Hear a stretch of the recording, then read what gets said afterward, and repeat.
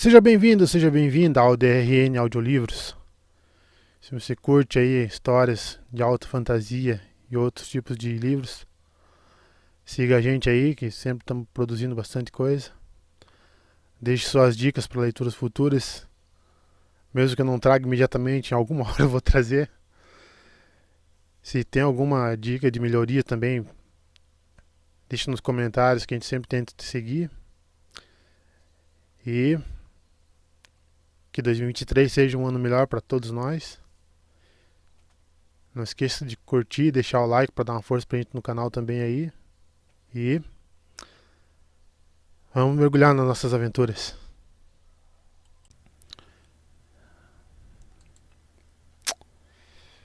Tá, se alguém estiver assistindo pela Twitch aqui, o audiolivro completo tá lá no YouTube. Eu vou testar gravar aqui alguns capítulos agora, mas eu vou jogar para lá depois. 8. Kratos escalou uma pilha de cadáveres para observar o trabalho de reparação sendo concluído na muralha. Os engenheiros colocaram cruzes robustas contra a parede e pilares enfiados profundamente no chão para mantê-las no lugar. Era um trabalho rude, mas fornecia uma barreira para manter os asseclas de Ares longe da estrada. Enquanto ele não precisasse se preocupar com os esqueletos arqueiros vindos por trás dele, Kratos podia arrumar com segurança para a cidade novamente. Sem dizer uma palavra aos defensores próximos a ele, Kratos saltou para a estrada e correu para a cidade. A noite caiu sobre Atenas. As vastas colunas de fumaça agora rodopiavam e giravam, iluminadas apenas pelo incêndio abaixo, e através da neblina Kratos ocasionalmente vislumbrava o próprio Ares, grande como uma montanha, elevando-se sobre a Acrópole. Era de suas mãos que o fogo grego voava, grandes bocados flamejantes que ele lançava aleatoriamente ao redor da cidade. A estrada começou a se encher de refugiados, civis agarrando o que lhes era mais precioso, fugindo da cidade enquanto eles ainda podiam, para permitir aos soldados a melhor oportunidade para fortalecê-la e defendê-la. A cada 100 metros, a multidão se tornava densa o suficiente para impedir o seu progresso. Mas o obstáculo era momentâneo, porque Kratos simplesmente abriu seu caminho com as lâminas do caos. Partes ensanguentadas dos corpos dos refugiados voaram de ambos os lados do espartano enquanto ele corria, e qualquer ateniense que testemunhou tal abate sabiamente se espremeu para fora do caminho de Kratos. Kratos não perdeu um instante sequer pensando nesses infelizes. Ele não estava ali para salvar os civis, e as lâminas do caos podiam beber vidas inocentes tão facilmente como as de oponentes. O aumento da sua força a cada assassinato permitiu correr mais rápido do que nunca, como se estivesse calçando as sandálias aladas de Hermes. A grossa fumaça preta assumiu um odor mais nocivo, enquanto ele se aproximava do portão em ruínas da cidade. A memória dos corpos queimados nunca poderia ser apagada de sua mente. Depois de tantas batalhas, cavar sepulturas era impossível. Havia sempre mais mortos do que paz e homens para usá-las. Kratos ordenava que os corpos fossem empilhados e incendiados. A pira funerária se tornou a pira de centenas, e assim foi por muitos anos. Os portões da cidade estavam demolidos e despedaçados. Alguns poucos civis escolheram seu caminho através dos escombros, mas mais do fogo de Ares choveu sobre eles. Seus gritos foram breves, e logo tornaram-se extensões da pira. Apenas a guarita permaneceu intacta, embora parecesse abandonada. Enquanto Kratos passava, no entanto, uma voz gritou da janela sombreada. "Você aí! Pare!" A voz era fina e ofegante, e, quando Kratos virou-se para olhar, encontrou um homem curvado e encarquilhado, quase sem força para ficar de pé em sua armadura. "Declare sua condição. O que você está fazendo aqui?" "Eu procuro o oráculo de Atena, velho." O guarda ancião olhou para ele de forma míope. O oráculo? Para quê? Onde ela está? Kratos perguntou com tanta paciência quanto ele podia reunir. Ela tem um quarto no Párthenon, na parte oriental da Acrópole, mas... O velho balançou a cabeça tristemente. Essa área está em chamas. O lugar inteiro está em chamas. O oráculo pode estar morto. Ninguém o viu desde que os combates começaram. Uma vez ele me disse o meu próprio futuro, sabia disso? Isso foi há muito tempo. Eu tive que sacrificar. Kratos reprimiu com êxito um súbito desejo de remover a cabeça do velho tolo. Ele rosnou. Como faço para chegar à Acrópole? Bem, você não pode passar por aqui. O quê? Eu recebi ordens do comandante da vigília, dadas pouco antes de o portão ser derrubado por uma daquelas bolas de fogo. Ninguém entra por esse portão, quer dizer, pelo que resta dele. O velho homem segurava um punhal com a mão trêmula. Além disso, por que você quer ir até lá? O lugar está cheio de mortos-vivos. Tem um ciclope e, pior, eu vi até mesmo um minotauro. Kratos balançou a cabeça, pensando na luta nas longas muralhas. Mais um esforço desperdiçado. O exército de Ares já estava dentro da cidade. Ele deixou o velho balbuciando consigo mesmo e correu pelas ruas escuras, iluminadas apenas por incêndios irreprimidos ao longe. Correndo pela cidade escura, Kratos amaldiçoou-se por ser um tolo, apesar de as lâminas do caos cantarem sua canção escarlate através de inúmeros corpos de asseclas de Ares. Legionários mortos-vivos voaram em pedaços rapidamente, e ninguém diminuiu os passos largos de Kratos. Esqueletos arqueiros dispararam flechas flamejantes quando ele passou, mas ele não sofreu nenhum arranhão. Com agilidade, ele se esquivou de um imenso ciclope e dissipou espectros fantasmagóricos com pouco mais que um gesto. E tudo isso por nada. Assim como o massacre para reconstruir a brecha nas longas muralhas fora em vão. Os exércitos de Ares haviam atacado a muralha primeiro, não para ganhar acesso à cidade, mas porque era onde os soldados estavam. As legiões de Ares viviam apenas para matar. Se os soldados atenienses tivessem oferecido resistência em Pireu, seria onde as abominações teriam atacado. Eles nunca precisaram atravessar as paredes no final das contas.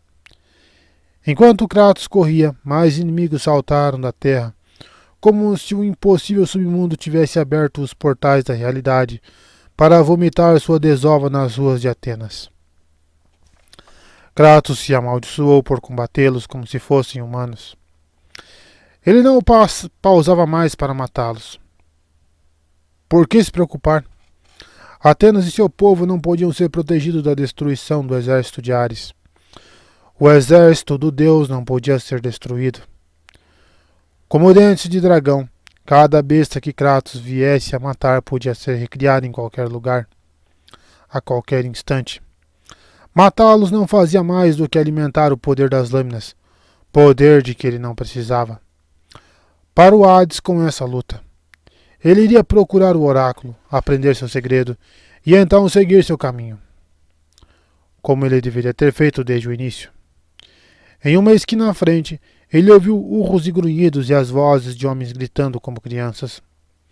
Logo, 2 soldados atenienses apareceram à vista, correndo a plena velocidade, suas armas e escudos esquecidos. Eles gritaram para Kratos que ele deveria fugir. Eles estão bem atrás de nós. Um segundo depois, Kratos descobriu do que eles estavam fugindo. Uma criatura gigantesca, com a cabeça e os cascos de um grande touro e o corpo de um homem. O Minotauro, o monstro de Creta, supostamente morto por Teseu. Kratos bufou. Por que ele deveria se surpreender ao encontrar a criatura viva? Teseu era um ateniense. O Minotauro trazia uma enorme labris, um machado de 2 faces de Creta. A lâmina sozinha tinha o tamanho de um homem e era 2 vezes mais pesada. A grande besta levantou o labris para o alto e, com um poderoso impulso, atirou girando por meio do cenário turvo e obscuro. Um dos soldados, olhando com medo por cima dos ombros, viu a lâmina que se aproximava e jogou-se para o lado. O outro nunca olhou para trás. Ele descobriu o machado no mesmo momento em que ele eliminou a sua cabeça em um corte limpo e saiu do outro lado, sem perder velocidade. O machado cantou no ar, girando direto para o rosto de Kratos. Kratos jogou a distância e o giro, então deu um passo para a frente, de modo que o punho do machado, e não sua lâmina, batesse em sua mão. A arma golpeou com força suficiente para matar um homem comum. Kratos sequer piscou. Corra! O soldado restante gritou quando ele passou por perto. Você tem que correr! Espartanos! Kratos respondeu com desprezo escaldante. Correm para o inimigo. O Minotauro bufou, baixou seus amplos chifres e atacou. Kratos levantou ao Labres. Você vai querer isso de volta, ele disse, e atirou contra o monstro que parou sua corrida, rosnou, e tentou reproduzir a proeza de Kratos. O Minotauro descobriu que isso era mais complicado do que parecia. O Minotauro calculou mal o giro do machado por um meio passo. A lâmina atravessou sua mão, seu nariz e seu crânio, antes de girar para desaparecer na escuridão enfumaçada. O cadáver de meia cabeça continuava oscilando. Kratos levantou a cabeça decepada do soldado ateniense e a atirou-a como uma rocha. Ela bateu no peito do monstro e derrubou a grande besta. Kratos zombou do soldado morto. Ao passar pelo cadáver do Minotauro, ele sacudiu a cabeça e bufou com desprezo. Teseu, que herói! Apenas os atenienses exaltariam um homem e fariam dele um herói por matar uma criaturinha tão insignificante. Que bom que Kratos não estava ali para salvar o povo. Ele não conseguia nem olhar para eles. Antes de chegar à esquina, no entanto, ele descobriu que havia cometido um erro. Aquele não era o Minotauro, mas apenas um Minotauro. A verdade lhe foi revelada pelo aparecimento de mais 3 imponentes homens-touro, trovejando em direção a ele com os machados em punho. Kratos empunhou as lâminas do caos sombriamente, sem diminuir o seu ritmo. Outro atraso sem sentido. Ele usaria melhor o seu tempo fora das ruas. Os 3 minotauros se espalharam para bloquear seu caminho, mas o impetuoso arranque, mais rápido que o galope de um cavalo de competição, deu a Kratos o impulso de que ele precisava. A uma dúzia de passos dos monstros, Kratos atirou uma das lâminas do caos para o alto, chicoteando-o a bordo da varanda mais próxima. A corrente prendeu-se com firmeza e puxou-o para o ar, sobre as cabeças dos minotauros atônitos.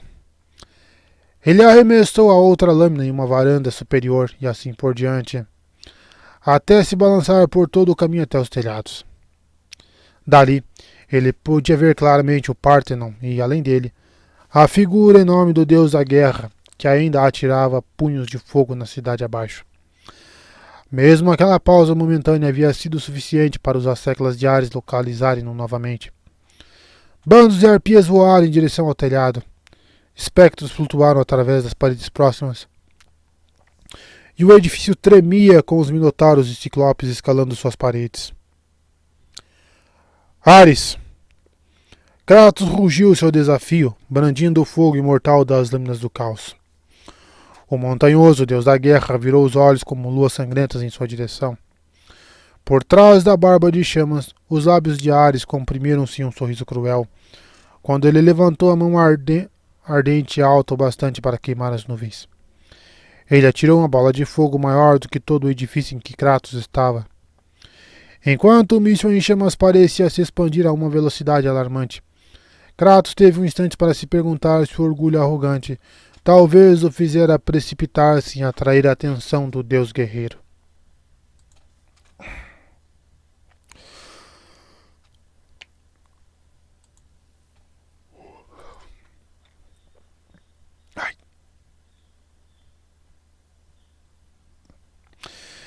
Ele deu um salto poderoso por entre a multidão de inimigos, alcançou a parede de um alto edifício nas proximidades e pulou mais uma vez, arremessando-se sobre a praça ampla. Ele atingiu um grande pilar partido e o escalou por um instante, olhando para o telhado de onde viera. O que ele viu causou-lhe certa hesitação.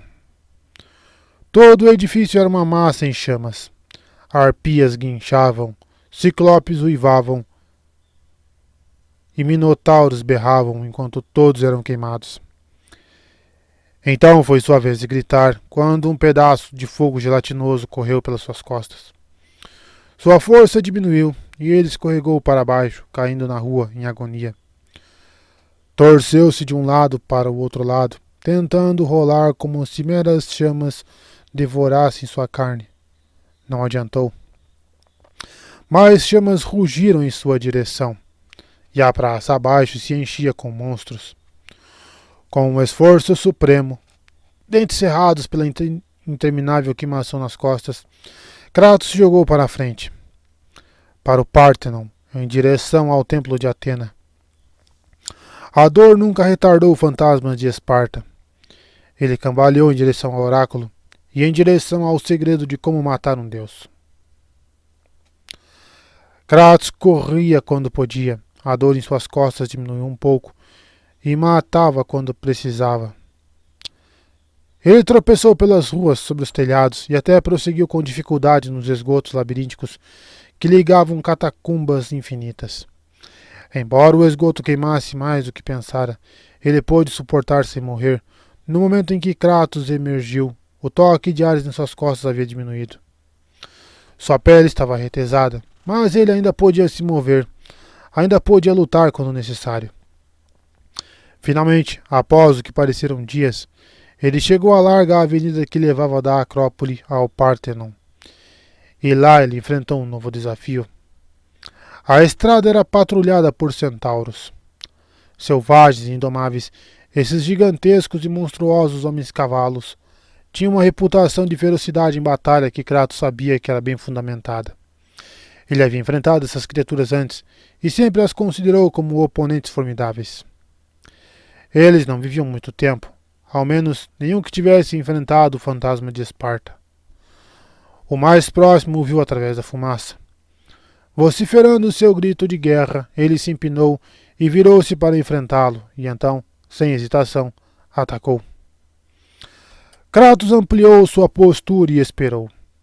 Com os cascos batendo no chão, o centauro correu diretamente para ele.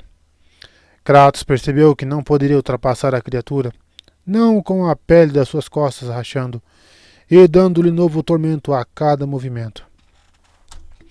Ele mediu a distância e esquivou-se no último instante, como todos os animais de quatro patas. Escapar para o lado durante o ataque era impossível, estando ferido.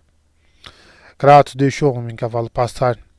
Ao contrário de outros animais de quatro patas, no entanto, o centauro possuía a capacidade de girar a parte superior do corpo. E este o fez. A lança penetrou, quase empalando Kratos. Apenas um rápido desvio com sua lâmina impediu uma ferida atroz no flanco de Kratos.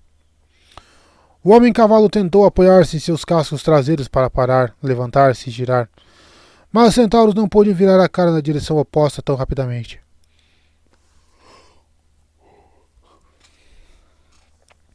Kratos usou isso em sua vantagem. Ele atacou enquanto o peso do centauro prendia os seus cascos traseiros no chão.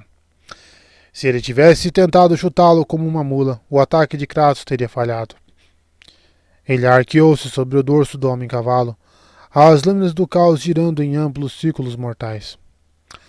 Qualquer uma das espadas teria matado o centauro. Sua lâmina direita enterrou-se profundamente no pescoço, enquanto a esquerda rasgou a lateral do homem-cavalo e fez jorrar em tripas repartidas na praça da cidade. Kratos perdeu o equilíbrio. Escorregou no sangue do centauro e caiu pesadamente sobre o cadáver. Por longos minutos ele só pôde jazer na poça. Ele obrigou-se a se pôr de pé e esticou-se após recuperar um pouco de seu poder costumeiro, embora seu movimento tenha sido restringido pela ferida das suas costas. Ele examinou a área. Era como ele temia.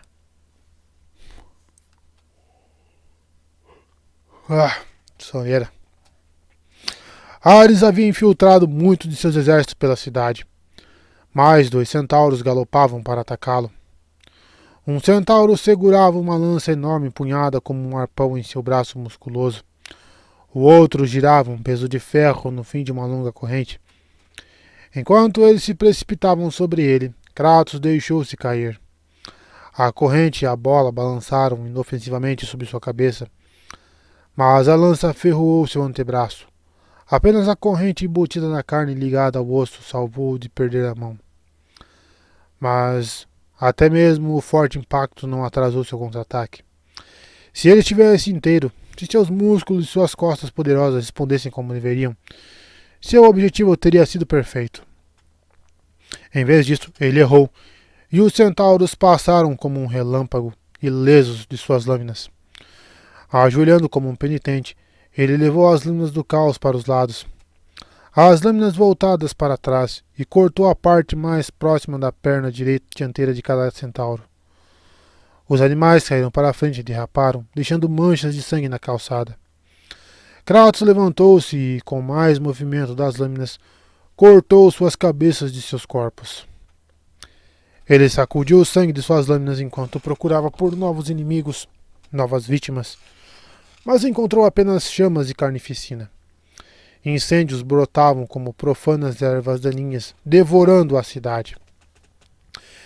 Ele voltou para a estrada até o Párthenon, cada passo mais forte que o anterior.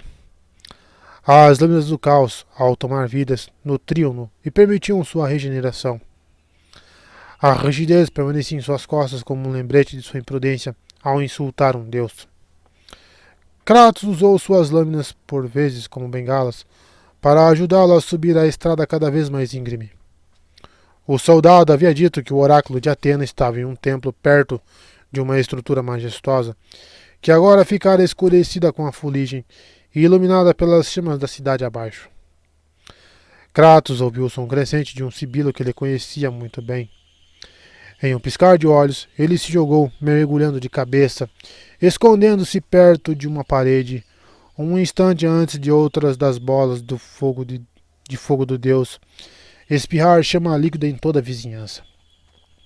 A onda de fogo quebrou em cima de Kratos e ele correu mais rápido no pátio, buscando cobertura sob o telhado de azulejos. Um toque de tal angústia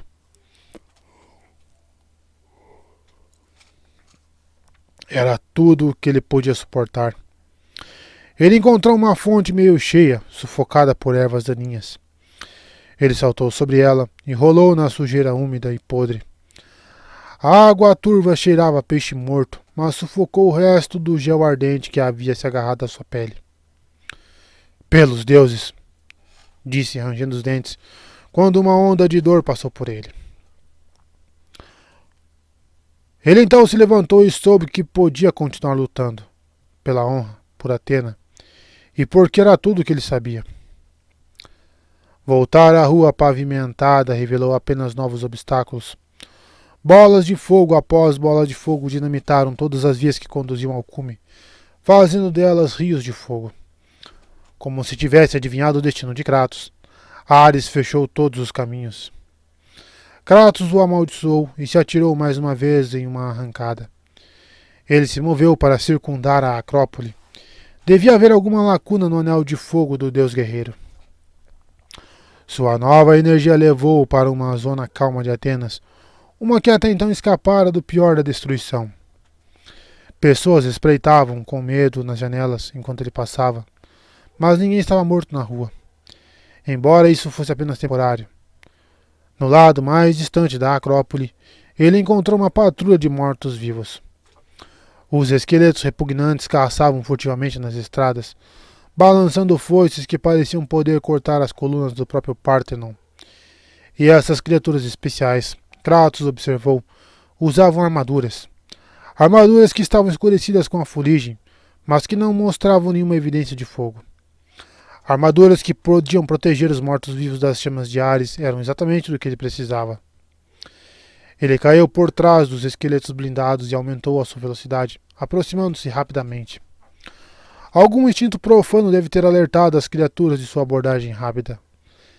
Elas giraram as longas, perniciosas e afiadas lâminas de suas foices letais, preparadas para sentir o gosto de sangue espartano. Ele bloqueou o movimento da mais próxima com sua lâmina esquerda. Faíscas e chamas explodiram como pinheiro verde em uma fogueira.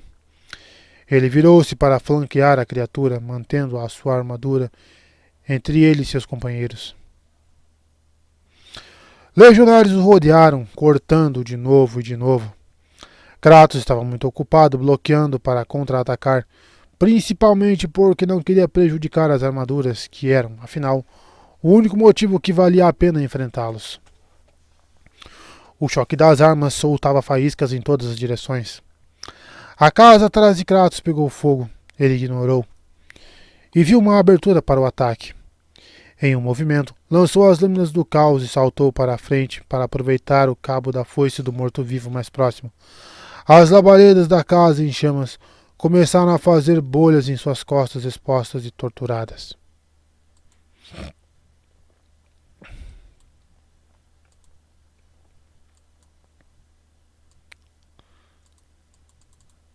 Caramba, que capítulo grande.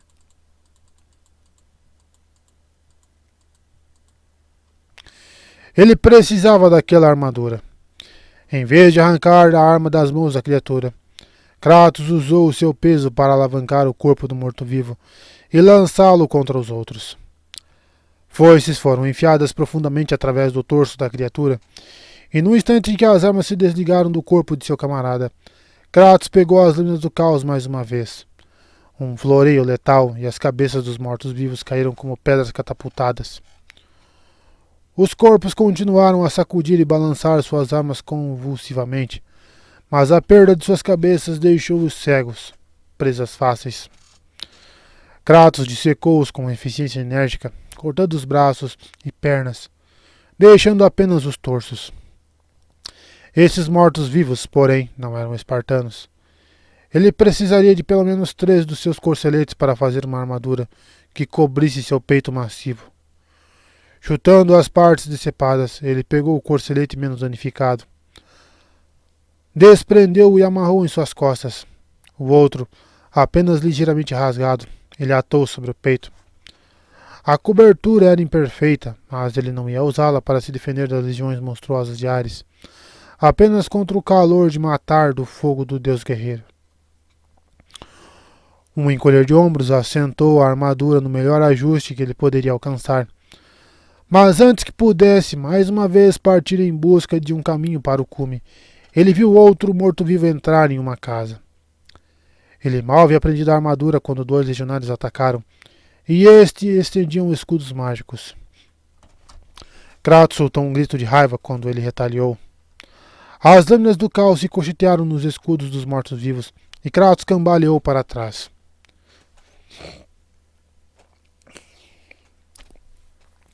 Esse instante de desequilíbrio favoreceu uma abertura para ambos os legionários. Segurando seus escudos brilhantes de ouro para o alto, eles atacaram. Nossa. Tá cedo, pessoal. Tá difícil, hein? Kratos lutou por sua vida. Mais do que fornecer proteção contra suas lâminas do caos, os escudos drenavam sua força. Cada golpe que ele acertava minava seu poder. Kratos recuou até que suas costas foram pressionadas contra um muro irregular de pedra. Os 2 legionários se separaram um pouco para investir contra ele de ângulos diferentes. Com um grito alto de raiva, Kratos se lançou direto para a frente entre os escudos. Com uma cambalhota, ele girou a seus pés e inverteu as posições. Ele agora mantinha os mortos-vivos apoiados contra a parede. Ele ainda tinha de enfrentar as espadas por trás de escudos impermeáveis, danosos, às suas próprias lâminas mágicas. Kratos baixou as lâminas do caos e permitiu que elas se contorcessem como cobras atrás de suas costas quando ele mergulhou. Os mortos-vivos baixaram seus escudos mágicos, mas Kratos havia previsto isso e girou no último instante. Os escudos explodiram com fúria quando os esqueletos caíram no chão. Kratos segurou com as mãos os tornozelos dos mortos-vivos. Contra a parede, os legionários não podiam recuar. Kratos apertou tão forte quanto podia e esmagou as pernas dos mortos-vivos. Eles apunhalaram-no com suas lanças. Kratos ignorou a dor quando as pontas penetraram seu braço, mas apenas superficialmente. As correntes das lâminas do caos protegeram-na do dano real. Kratos resmungou, levantou-se e derrubou o morto-vivo antes que seu companheiro pudesse atacá-lo na retaguarda. Um pisão na cabeça acabou com a ameaça do legionário caído. Kratos se abaixou quando o outro se impulsionou contra ele. A lança cavou na parede de pedra, dando a Kratos uma outra oportunidade. Tentar atravessar o enervante escudo mágico era impossível. Então ele pegou o que seu primeiro inimigo deixara no chão. Ele arremessou como um disco do legionário, que lutava para puxar sua lança da parede. O corte mágico destruiu as pernas do morto-vivo e ele desabou para se juntar ao seu companheiro. Os punhos de Kratos repetidamente esmagaram a parte de trás de sua cabeça, até reduzi-la a pó. Kratos chutou os escudos mágicos para o lado e continuou em seu caminho quando gritos vindos de dentro de um prédio levaram-no a espiar pela brecha da porta. Um homem e uma mulher agarravam-se um ao outro, enquanto um legionário morto-vivo sacava facas gêmeas e estalava-as, como se saboreando o terror que imprimia neles. Usando o punho da sua espada, Kratos bateu fortemente na moldura da porta. O morto-vivo olhou sobre seu ombro, depois para o homem e a mulher.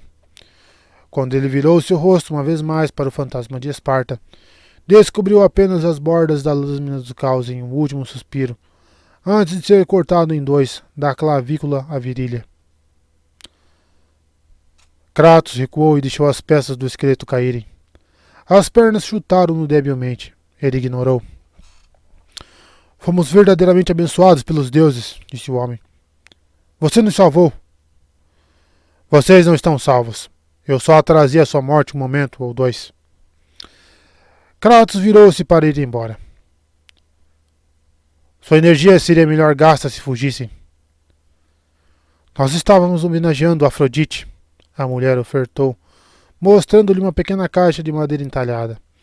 Estava preenchida com frascos de óleos perfumados. Vocês deveriam estar nas muralhas, defendendo sua cidade. Sempre há tempo para o tributo, disse ela, olhando para seu homem, que era, obviamente, um artesão e não um soldado. Talvez para você. Ele rosnou e se afastou em direção à rua. Antes que sua sandália pudesse tocar as pedras da calçada, Atenas desapareceu diante de seus olhos. O mundo brilhava sobre ele, e ele sentiu como se estivesse ascendendo aos céus. O brilho floresceu em ofuscante glória celeste, e desse esplendor olímpico surge uma mulher de tal corpo e perfeição que a visão dela o atordoou mais do que qualquer inimigo. Kratos teve de limpar a garganta 2 vezes antes que pudesse falar. Senhora Afrodite. Saudações, espartano. Eu gostaria de oferecer-lhe os meus agradecimentos pelo resgate dos meus discípulos. Deusa. Kratos conseguiu balbuciar, inclinando a cabeça. É uma honra servi-la. Ele tossiu e limpou a garganta novamente. Da maneira que você desejar. Kratos. Afrodite falou seu nome tão suavemente quanto a carícia de um amante. Zora e Lora me falaram dos seus talentos. Zora e Lora? Kratos piscou. As gêmeas? Elas falam com você? Não tão frequentemente como deveriam, a deusa do amor ronronou. Mas então, toda mãe tem uma queixa semelhante, eu suponho. Você é mãe delas? Isso explicava tanto o aspecto sobre as gêmeas que Kratos se viu sem ideia do que dizer em seguida. Um dedo delgado de uma mão fina traçou a curva dos lábios de Kratos para silenciar qualquer comentário. Atena pediu-me para contribuir com um presente meu, para ajudá-lo em sua demanda. O único presente de que eu preciso é a liberdade para completar a minha tarefa. Sua risada era como repique de sinos de prata. O que você precisa, espartano, é ser grato por qualquer coisa que um deus escolha doar a você. Ela acariciou sua bochecha suavemente. Os dedos ficaram frios enquanto a acariciavam. Você vai executar uma tarefa para mim também. Eu já estou envolvido. Você vai matar a rainha das Górgonas.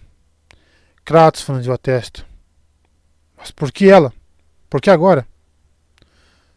Você é tão adorável, a deusa ronronou, que eu não vou eviscerá-lo por se atrever a questionar-me desta vez.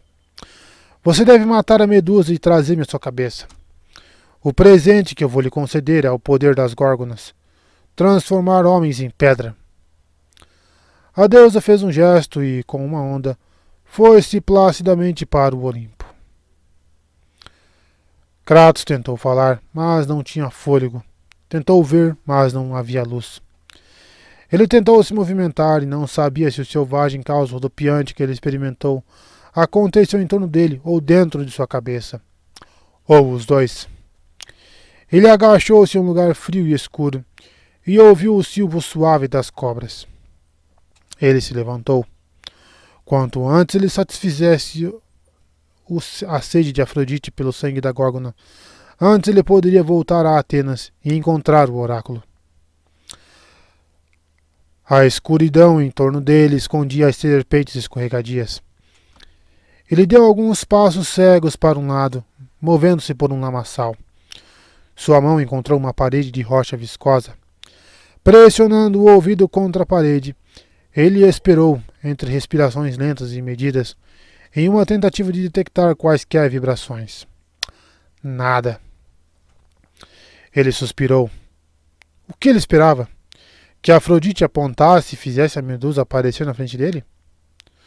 Quando seus olhos se adaptaram à escuridão, ele começou a perceber o que estava em seu entorno. A deusa o havia transportado para a junção de 3 túneis baixos escavados em rocha viva. Nenhuma luz iluminava qualquer um dos túneis. A luz com a qual ele agora via era produto de um musgo fracamente luminescente, preso às fissuras nas rochas. O túnel em frente provou ser um beco sem saída. Kratos empurrou com força a parede que bloqueava seu progresso. Sua raiva aumentava. Mais tempo perdido. O oráculo estaria em perigo de morte, ou pior, se Ares o capturasse. Kratos não se importava se o oráculo vivesse ou morresse, desde que ele aprendesse o seu segredo. Kratos lembrou das discussões entre seus oficiais antes da batalha, em volta da fogueira do acampamento. Alguns tipos ímpios especulavam que os deuses tinham necessidade do culto humano, como uma árvore precisa do sol. Poderia existir um deus sem adoradores?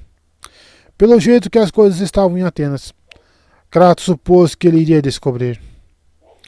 O poder de Atena decairia? Será que ela simplesmente desapareceria?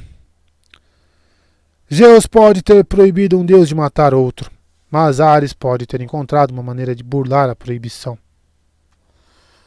No passado, Ares sempre escolhera a força bruta em vez de sutileza, mas talvez ele tenha aprendido a lição. Enquanto o cerco de Atenas mostrava a raiva antiga de Ares, ele podia ter uma nova estratégia em mente. Mate os atenienses de Atenas perde seguidores. Mate o suficiente e seus adoradores a abandonarão em favor de outros deuses. E quem melhor para adorar do que o deus da guerra que derrotou sua deusa? Espetáculos de força nesse mundo incerto traziam as pessoas para os templos de Ares. Kratos havia, em tempos mais remotos, sido o autor de muitas dessas apresentações, e fora ele próprio o símbolo terreno do poder de Ares. Os oficiais de Kratos acreditavam que um deus sem adoradores simplesmente murchava como névoa ao sol da manhã. Se tal destino se abatesse sobre Atena, a única chance de Kratos se vingar de seu antigo mestre iria evaporar com ela. Tá parecendo o mundo do Percy Jackson. E os pesadelos continuariam, sem pausas, a desperdiçar sua sanidade. Mas alguns golpes sobre o muro provaram que ele suportaria até mesmo a sua força prodigiosa. Kratos virou-se e refez seu caminho. A água à frente começou a ondular ameaçadoramente antes que ele atingisse a junção onde Afrodite o havia deixado. Kratos teve de se inclinar quase totalmente para sacar as lâminas do caos de suas costas e trazê-las à sua frente, no tempo certo. Das águas escuras surgiu uma serpente cuja cabeça era maior do que o punho de Kratos. Suas presas brilhavam quando ela golpeava. O veneno que escorria delas esfumaçava a escuridão e fazia a onda onde caía ferver. Kratos bloqueou o ataque com uma lâmina enquanto Contra atacava com a outra. A cabeça da cobra e uma parte de seu pescoço sacudiram no ar. Seu corpo se debatia loucamente enquanto ela morria, mas a cabeça continuou tentando mordê-lo, seus olhos pretos brilhando com malícia. Kratos pressionou ambas as lâminas contra a cabeça e esperou a maldade desaparecer e morrer. Finalmente, ela o fez. Ele olhou para cima a tempo de ver mais ondas se aproximando. Cobras nadando sob a superfície escura, em número grande para ele evitar. Uma o agarrou, suas presas se dirigindo rigidamente à sua greva, mastigando como se pudesse fincar suas presas através do bronze pesado. Kratos não esperou para descobrir se ela podia. O punho de uma lâmina esmagou o crânio frágil. As presas e os ossos do maxilar mantiveram-se presos à sua armadura. A água ferveu à frente e mais cobras cercaram-no, muitas para contar. Kratos apunhalou repetidamente para dentro da água à sua frente, um cego floreio que transformou as lâminas em um escudo de morte. Ele seguiu para a frente com severidade, até chegar à junção novamente. A água se tingiu de vermelho com o sangue das cobras. E então a água acalmou-se. O gotejamento de umidade das paredes era tudo o que ele podia ouvir. Kratos olhou para a água e notou movimento, mas não de serpentes. Ele levantou o pé e trouxe-o para baixo, tentando esmagar qualquer criatura abaixo da superfície. Ele sentiu seu pé deslizar no contorno de uma bota entalhada na pedra. Curioso, ele deslizou o outro pé pela bota e encontrou uma reentrância correspondente. Por um momento, ele ficou com os dois pés nas marcas subaquáticas. Quando ele começou a avançar, ele sentiu uma pequena vibração que se intensificou até balançar as correntes incorporadas em seus pulsos. Kratos viu o musgo fosforescente contorcendo-se nas paredes. Ele levantou um pé na reentrância e o musgo parou de brilhar. Recolocar o pé fez o musgo brilhar mais uma vez. Curioso, ele estendeu a mão para tocar o musgo. Como uma cobra, ele retorceu-se sinuosamente em seus dedos. Ele rosnou do fundo de sua garganta. Este era o único som, salvo o lento gotejar da umidade. Pressionando-o, ele forçou o musgo animado a se dirigir para a ponta de seu dedo. O musgo girou, circundando o local na parede de pedra onde Kratos apertou, como se mostrasse uma saída de um túnel que parecia uniforme. Inclinando-se um pouco, ele aplicou pressão. Nada aconteceu. Ele saiu dos contornos sob seus pés e o musgo cessou sua iluminação. Kratos andou com passos pesados até o fim do túnel e encontrou apenas outra parede vazia. A investigação extensiva demonstrou que não havia nenhuma saída dos túneis subterrâneos. Nenhuma que ele pudesse encontrar. Ele alcançou as lâminas do caos e parou. 2 mãos. Pode haver algo se eu usar as 2 mãos. Ele voltou para as reentrâncias, enfiou os pés nelas e moveu seu dedo pela parede da direita, até que o musgo novamente circulou um local específico. Ele apertou. Nada. Alcançando a outra parede e repetindo o movimento, produziu um rabisco de verde musgo brilhante. Dessa vez, ele moveu o seu dedo em um círculo mais extenso e encontrou um local muito mais alto na parede antes que o musgo parasse de contorcer e lhe presenteasse com um ponto específico. Kratos pressionou, com os dedos sondando cada um dos pontos marcados. Poderoso Zeus, ele sussurrou. Seus olhos se arregalaram quando uma parte do teto começou a descer. Em vez de saltar para trás para se defender, ele se manteve firme até que o alçapão se abriu, mostrando-lhe uma escada que levava para cima. Retirando os dedos dos pontos e pisando rapidamente, ele chegou até a escada quando ela começava a recuar para o alto. Pendurado, ele deixou o alçapão levá-lo para cima até uma sala cujo chão estava a cerca de 30 centímetros acima de uma corrente que fluía lentamente. Um canal de pedras hermeticamente depositadas continha o fluxo em seu local. Ele se sacudiu para se secar. A cobra com suas presas enterradas em sua greva se libertou, quando ele raspou sua armadura até a canela com a ponta da lâmina. Ele nem havia percebido que ela ainda se agarrava a ele com tal tenacidade. Essas cobras d'água venenosas não eram nada comparadas com a presa que ele procurava. Não só ele teria de enfrentar um monstro capaz de transformá-lo em pedra, se ele apenas olhasse para seu rosto, como apenas tinha de encontrar uma górgona em particular. A rainha Medusa governava suas irmãs, mas a menos que ela usasse uma coroa e um cetro, Kratos não tinha como discerni-la do resto. Suas sandálias rasparam contra a parede quando alguém se aproximou, ao longo do túnel seco à frente. Ele levantou as lâminas, mas algum instinto primitivo o alertou para não lutar. Sagacidade, mais uma vez, poderia trazer a vitória, exatamente como ele havia descoberto o caminho secreto para esse covil. Kratos recuou e colocou-se de tornozelo até o pescoço em um raso nicho de pedra, forrado com estantes vazias. Outros nichos pareciam...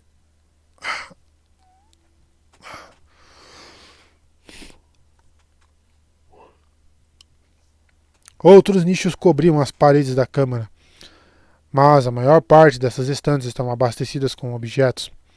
Parecia um palpite certeiro que quem se aproximava vinha buscar os itens do armazenamento e, portanto, não se preocuparia em olhar para um nicho vazio. E se ele estivesse errado, ainda tinha as lâminas. Eles encontrariam esse gabinete particular estocado com morte rápida e sangrenta. 2 homens entraram. Um deles, corcunda, conduziu o outro, um velho que usava um trapo imundo amarrado em seus olhos. Eles começaram a selecionar os itens em cantos e fendas. O corcunda entregava ao cego 2 caixas para cada uma que apanhava para si. Minhas costas estão quebrando com a carga, disse o corcunda reclamando. Carrega outra para mim, vai. Eu mal consigo ficar de pé, Jur, mas vai empilhando. Nós não deveríamos ousar fazer 2 viagens. Nós não podemos nos atrasar, ou a rainha Medusa vai nos punir. Mais uma vez, disse Jur. Uma vez por dia é mais do que posso suportar. Minhas costas ficam cheias de chagas das surras que ela já me dá. Ele empilhou várias caixas mais pesadas na carga já considerável do outro, mantendo apenas um par de carregamentos leves para si mesmo. Kratos observou enquanto saíam. O homem cego esmagado por sua carga, enquanto o corcunda mostrava um passo mais vivaz. Kratos não se importava com isso. Claramente, havia 2 tipos de pessoas nesse labirinto subterrâneo. Aqueles que faziam todo o trabalho e aqueles que podiam ver. Sendo dos últimos, Kratos não estava propenso a atrapalhar o arranjo. O único som que Kratos fez quando o seguiu foi o som fraco de água espremendo-se em suas sandálias. Enquanto ele andava, riscava marcações de trilhas no musgo luminescente. Se ele tivesse sucesso, poderia ter de encontrar seu próprio caminho para sair dali. Talvez Afrodite o arrebatasse de volta para Atenas, mas talvez ele fosse obrigado a voltar para onde ela o havia deixado originalmente. Ele nunca havia perdido por se preparar contra a traição, especialmente dos deuses. Traga minha refeição, seu verme nojento. Essa era uma voz nova, vinda de uma cama na frente, onde uma lâmpada afastava a escuridão. Kratos parou e comprimiu-se nas sombras fora do arco. Embora a voz fosse baixa e áspera, como rochas sacudidas de um jarro de bronze, ele distinguiu um traço de entonação que lhe disse que o orador talvez fosse do sexo feminino. Se ele estivesse certo, um olhar descuidado o condenaria pela eternidade como uma estátua de pedra, sendo insultado por górgonas nesta perdição crepuscular. O homem com visão, Jur, respondeu. Imediatamente, senhora Medusa. Eu trouxe as guarnições. Você? O cego começou. Eu trouxe as... Shhh! Calem suas vis bocas, humanos, e comecem a trabalhar. Minhas irmãs e eu ficamos mais famintas a cada momento, e com mais raiva. Sua voz assumiu uma aspereza perigosa. Isso me coloca em clima de punição. Oh! O cego gemia baixinho. Oh, Zeus! Mate-me antes que ela me toque mais uma vez.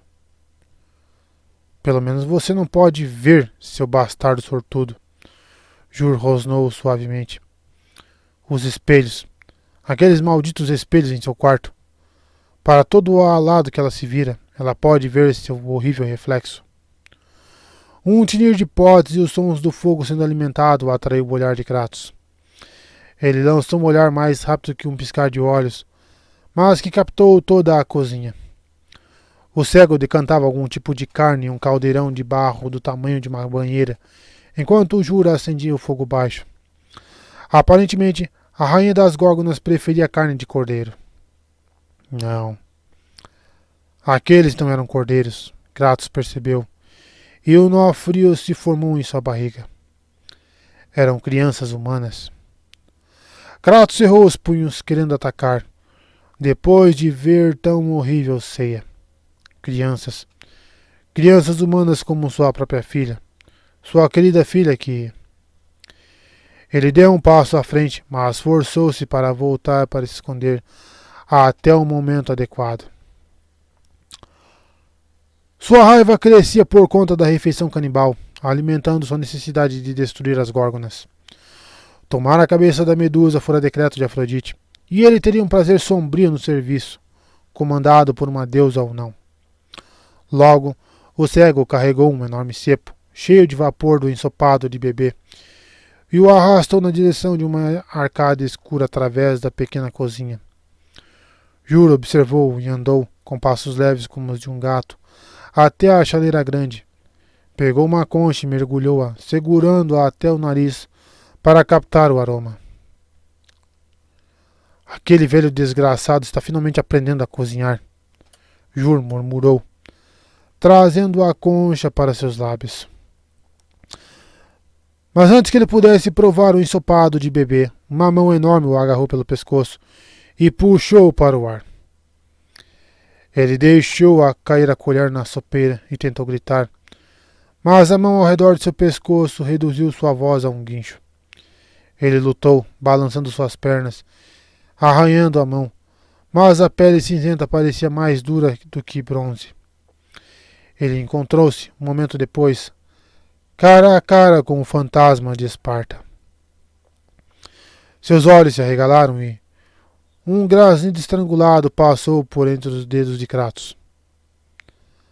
A Medusa, sussurrou Kratos. Onde? Apenas a ponte. A ponte e eu o deixo ir. Por meio de um aceno frenético de suas mãos, Jur conseguiu indicar que o quarto de dormir da rainha das górgonas ficava atrás da primeira porta à direita, ao longo do corredor escuro. Kratos assentiu. Um aperto rápido esmagou o aparelho fonador de Jur, de modo que ele não pudesse gritar, e para que Kratos não tivesse de ouvir qualquer súplica patética. Kratos levantou o cozinheiro de bebês acima do caldeirão de sopa fervente e, em seguida, fiel à sua palavra, deixou-o ir. Kratos sabia que ele estaria em perigo real no primeiro instante em que adentrasse a câmara da rainha Medusa.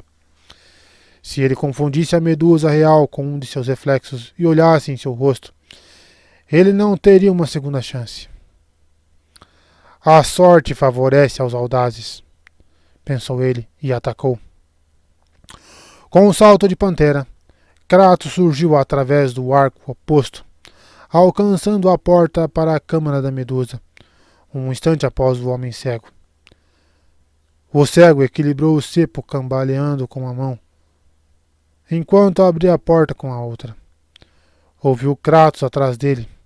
O cego deu meia volta. Jur.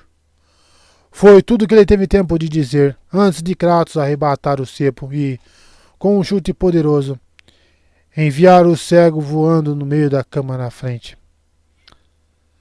Kratos teve o cuidado de olhar apenas para o teto. Jur não havia mentido, mas ele não havia sequer chegado perto de contar toda a história. Espelhos cobriam as paredes, e ainda mais espelhos estendiam-se lado a lado na amplitude do teto. Os espelhos ali mostravam o cego avançando diretamente para o monstro horrível. Antes que qualquer um deles tivesse a chance de reagir, as cobras do cabelo da Medusa instantaneamente se destrançaram e golpearam o homem cego, enrolando-se por todo o seu corpo e mastigando-o como a cobra d'água havia mastigado a armadura de Kratos. As cobras se contorceram quando o cego começou a ter convulsões e o seguraram perto da face da Medusa. Tripas misturadas se refletiam no espelho. E Kratos decidiu que não precisava mais do resto do plano. 3 passos rápidos o trouxeram para perto do moribundo e da górgona que gritava de raiva, enquanto tentava unhar o escravo infeliz para longe do seu rosto.